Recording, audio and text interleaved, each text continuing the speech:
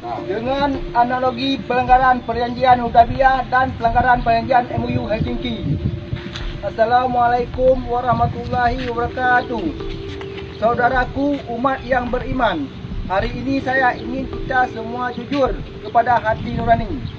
Ingatlah kisah Nabi Muhammad dalam sejarah Islam saat beliau mendatangi perjanjian Hudaybiyah dengan kaum kafir jahiliyah Quraisy. Nabi menepati perjanjian sepenuhnya. Tapi saat kafir Quraisy melanggar perjanjian, maka berakhirlah ikatan damai itu tanpa perundingan ulang. Itulah ajaran Rasul kita. Sekali lagi, siapa melanggar janji, maka dengan otomatis perjanjian itu sudah berakhir. Lalu saya bertanya padamu, wahai umat Islam di Aceh dan juga umumnya di Indonesia, siapa yang sekarang melanggar perjanjian MOU Helsinki? Siapa yang membentuk batalion baru di Aceh?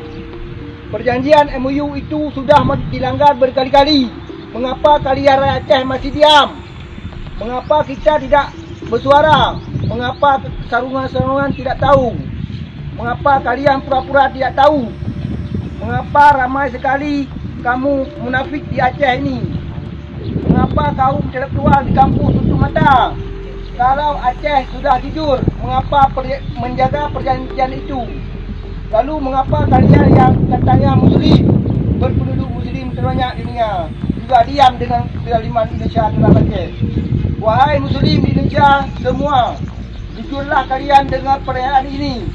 Kaum Quraisy kafir di zaman Nabi dulu melanggar perjanjian Hudaybiyah. Lalu kini siapa yang melanggar MOU Helsinki?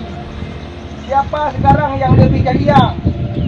Wahai kaum sarungan, wahai ulama, wahai orang Islam, mengapa kalian diam? Apakah kalian tidak rela melihat rakyat sipil kembali tunduk pada satu laras sipai?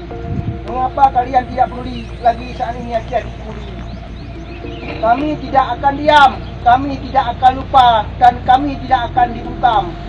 Wassalamualaikum warahmatullahi wabarakatuh. Assalamualaikum warahmatullahi wabarakatuh.